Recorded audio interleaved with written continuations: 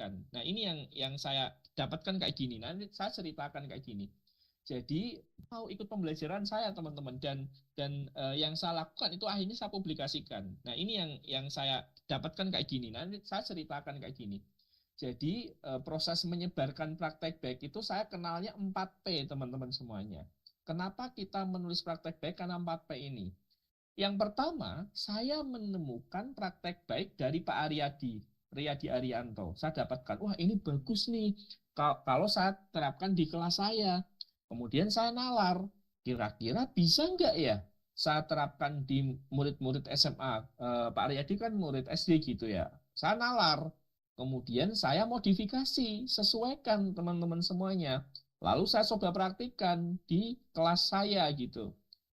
Saya praktekkan, oh, ternyata berhasil. Nah, karena saya merasakan dampaknya dan berhasil, saya kemudian publikasikan. Saya kalau ini saya publikasikan, kayaknya banyak yang akan terbantu deh. Saya publikasikan di media sosial dan viral teman-teman pada waktu itu. Saya bikin di tahun 2015 dan lumayan rame yang akhirnya memakai metode saya. Kayaknya hampir 500 orang gitu ya yang komentar dan mencoba menggunakan metode saya itu di kelasnya. Beberapa orang bahkan bikin video serupa, bikin tulisan dipublikasikan di media sosial. Nah, jadi nanti praktek baik itu ditemukan sama orang lain lagi, teman-teman. Dinalar lagi, dipraktekkan lagi, dipublikasikan. Itu semakin banyak. Nah, ini yang tadi saya bilang. Kadang orang pesimis, orang belum melaksanakan pembelajaran yang berpihak pada anak. Karena apa? Karena mereka nggak tahu caranya. Karena mereka nggak tahu praktek baik yang sesuai itu kayak apa. Selama ini mereka ngerasa kebingungan. Karena selama ini mereka ngerasa kesulitan, kesusahan. Mereka butuh contoh, mereka butuh inspirasi. Oleh karena itulah praktek baik itu nggak boleh disimpan sendiri. Nah, saya beruntung banget adanya PMM ini mengakomodir teman-teman yang punya praktek baik, terutama yang berkaitan di kurikulum Merdeka. Praktek baik melakukan asesmen yang merdeka belajar, praktek baik membuat pembelajaran diferensiasi yang sesuai kebutuhan murid, praktek baik membuat media pembelajaran, praktek baik melakukan dan mendampingi anak refleksi, praktek baik membuat asesmen formatif yang berbeda dari biasanya, praktek baik membuat sumatif yang berbasis kinerja, dan lain sebagainya. Sehingga guru-guru yang kesulitan mendapatkan ide, guru-guru yang kesulitan mendapatkan cara, bisa terinspirasi dari praktek baik teman-teman yang disebarkan. Bayangkan kalau praktek baik itu hanya disimpan sendiri, nggak akan menyebar itu teman-teman semuanya. Nah, ini yang saya percaya. Kenapa kita perlu menulis praktek baik? Karena praktek baik itu bisa tersebar. Makin banyak guru yang terinspirasi. Harapannya seperti itu Bapak Ibu semuanya. Oke, why-nya sampai sini dulu ya. Semoga Bapak Ibu mengetahui kenapa kita sebagai seorang guru perlu menuliskan praktek baik. Sebagai seorang kepala sekolah perlu menuliskan praktek baik kepemimpinan, pembelajaran. Sebagai pengawas sekolah, perlu menuliskan praktek baik mendampingi kepala sekolah dalam mengelola sekolah. Itu teman-teman semuanya ya. Karena agar ini semuanya bisa berjalan, ekosistem kita bisa berubah. Itu yang bisa kita lakukan. Oke, next ya. Nah, kita langsung ke berikutnya. Nah, kenapa praktek baik juga? Ini namanya teori difusi inovasi, teman-teman semuanya. Menurut penelitian, sebuah inovasi itu di awal itu nggak akan diterima oleh banyak orang. Sama halnya kurikulum Merdeka, sesuatu yang baru. Ya, pembelajaran yang berpihak pada anak mungkin sesuatu yang baru bagi beberapa orang gitu ya. Bahkan ini ada yang inovator itu orang yang mau nyoba pertama kali. Ini inovator. Ya, dia nggak, aku pingin coba, dia nggak pesimis. Aku pingin coba nanti hasilnya gimana, dia nggak mempertanyakan nanti hasilnya kayak apa, dia nggak ngeluh teman-teman. Ini inovator. Biasanya di sekolahan atau di ekosistem jumlahnya 2,5%.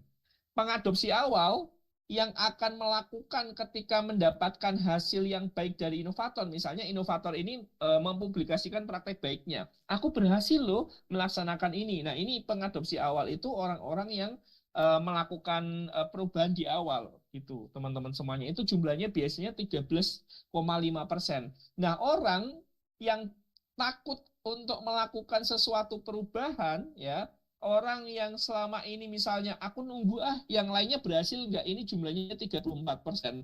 Orang yang menentang itu jumlahnya 16%. Orang yang baru nyoba setelah semuanya nyoba itu 34%.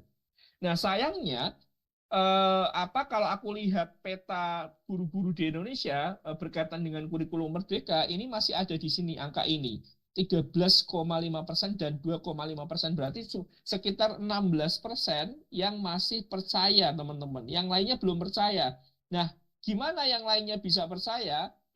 Harapannya yang 13,5% sama 2,5% ini terus bikin praktek baik itu tersebar melalui tulisan, melalui konten media sosial, sehingga orang-orang yang selama ini masih takut melaksanakan pembelajaran kurikulum Merdeka ini bisa gitu.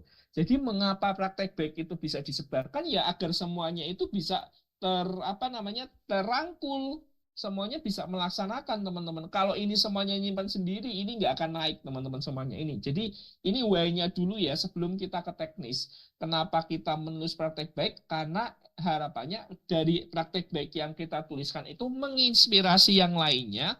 Dari terinspirasi itu, yang lainnya itu bisa berubah. Ekosistemnya harapannya berubah. Itu way-nya dulu ya. Oke, berikutnya kita akan ke ke cara-caranya. Nah, kita akan langsung menulis praktek baik, teman-teman. Nah, teman-teman semuanya, saya kalau menulis praktek baik itu biasanya menggunakan metode ini. Kalau di Kemdikbud itu mengenalnya STAR. Kalau saya biasanya ATAP, STAR. Situasi, tantangan, aksi, dan refleksi. Situasi itu menceritakan situasi awal, kondisi awal atau sesuatu yang ingin dituju. Misalnya kayak gini, saya ingin murid-murid saya itu susah diajak untuk belajar. Saya pingin murid-murid saya antusias belajar di pembelajaran saya. Itu situasi, ya, itu situasi. Tantangan atau ini deh, sesuatu yang mudah dulu saya ngasih contohnya. Situasi itu misalnya kayak gini. Saya hari ini ada di rumah. Kemudian saya pingin pergi ke kota untuk membeli baju lebaran. Situasi awal dan tujuan yang ingin dicapai. Tantangannya, ketika saya akan berangkat, tiba-tiba hujan sangat lebat. Kemudian saya ketika ngecek jok motor, saya nggak punya jas hujan. Jas hujan saya entah ada di mana. Tantangan itu, teman-teman semuanya. Padahal ini adalah hari terakhir, besok sudah lebaran dan saya harus memiliki baju lebaran hari ini. Itu tantangannya misalnya. Aksi. Aksi adalah cara yang dilakukan untuk tetap bisa sampai tujuan awalnya sehingga tantangan itu bisa teratasi, teman-teman. Aksi. Contohnya, akhirnya karena hujan semakin lebat, saya mencari cara. Saya ke tetangga saya untuk pinjam jas hujan. Di tetangga yang pertama ternyata juga nggak punya jas hujan. Di tetangga yang kedua ternyata dia punya jas hujan. Akhirnya saya pinjam jas hujan itu. Nah, dari situ akhirnya saya memakai jas hujan punya tetangga saya dan saya akhirnya bisa sampai ke toko baju untuk membeli baju lebaran.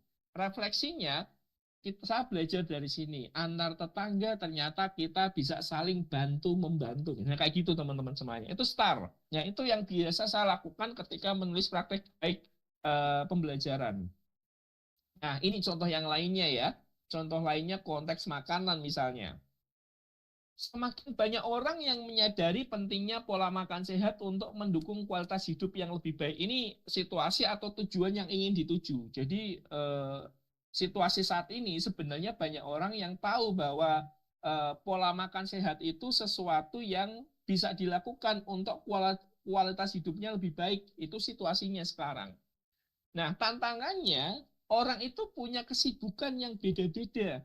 Sehingga karena sibuknya luar biasa, nggak ada waktu tuh bikin makanan. Ya udah, akhirnya cari makanan yang cepat saji, yang mudah didapatkan.